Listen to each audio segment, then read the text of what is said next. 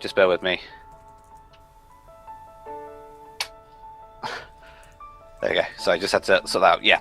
And yeah, it's just absolutely ridiculous that we could just be ignoring something so serious. How there could be people walking around day to day with such big, deathly thoughts going on in their head. And who knows, there could be someone in our chat right now that is thinking about suicide. Something that I did quite often. And I was walking around school and I was talking to my parents and stuff about just regular life things, and I was just at the same time thinking about these dreadful things about taking my own life and basically ruining not just ruining my life, you're sort of taking it away, but then ruining the life of the people around me. And it's just ridiculous that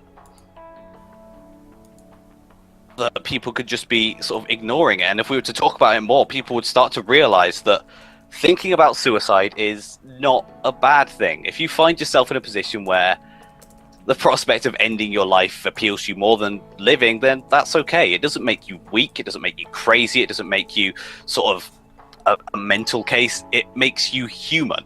Like, everyone goes through moments in their lives where they feel depressed, where they feel bad, where they just don't feel like carrying on. And I've been there. I'm sure some of you have been there.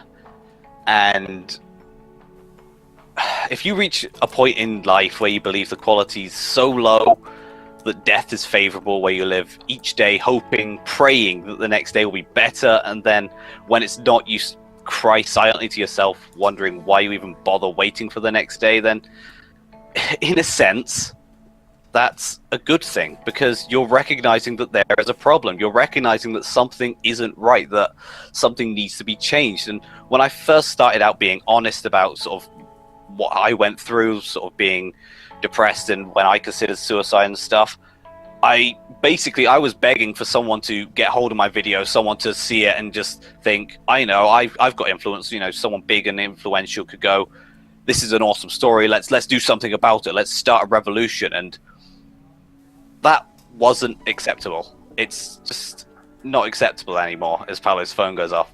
Oh my god. All right. And good. Okay, so yeah, it's not acceptable anymore to just beg that someone else can come in, take my story and make it big and do something about it. So instead, what we did last week, we did this amazing stream. We raised money, and we raised a lot of money for a great cause. And the money we raised could potentially save somebody's life. That's how big it is, that we could have saved somebody's life. And that's just absolutely mind-blowing. And not doing anything about it, it's just not acceptable anymore. And when the leading cause of death among new mothers in the first year after childbirth is suicide, that's not acceptable. And when almost a quarter of all 15 to 25-year-olds who die in any way die because of suicide, that's not acceptable. And when the leading cause of death among men under the age of 31 is suicide, again, it's not acceptable. And when people as young as 7 years old, mere children, find themselves considering suicide on a daily basis, it's just terrible. And when we as a society do nothing about it, to educate young people about mental health, to teach them that it's okay and that if you're going through something like that, then you can talk to someone, you can do something about it, it's just ridiculous. And when we as a society fear talking about mental health, we are literally scared of it. Like, we look people in the eye, of the people suffering with depression, with anxiety, people considering suicide, and we look them in the eye and we turn our backs and pretend that it's not our problem, that we don't need to talk about it. And that is not acceptable. And for anyone listening right now, whether it's while we're live, while we're on YouTube, or after, or in the distant future in 100 years when it's just a distant memory, if you're thinking about suicide, then that's good. Keep thinking about it. And then start talking about it. And then start doing something about it. And for those of you who might be contemplating suicide, I know somewhere deep down you must feel some hope inside of you. Something telling you to keep fighting, to never give in. Fight on for that next day. And I know you feel it because I felt it too. Keep that hope alive. Because we need you. We need you to be alive, to join us in the conversation, to join us in the fight, to get people talking about mental health, about suicide. We need you to show the world that people who suffer with mental health conditions are not weak, we're not crazy, we're not to be ignored. We're human and we are in pain and we need help. Help that so far people have not been getting, and people are trying to avoid giving because it's not something that is considered socially acceptable, because it's something that is considered attention seeking, something that is not considered to be normal.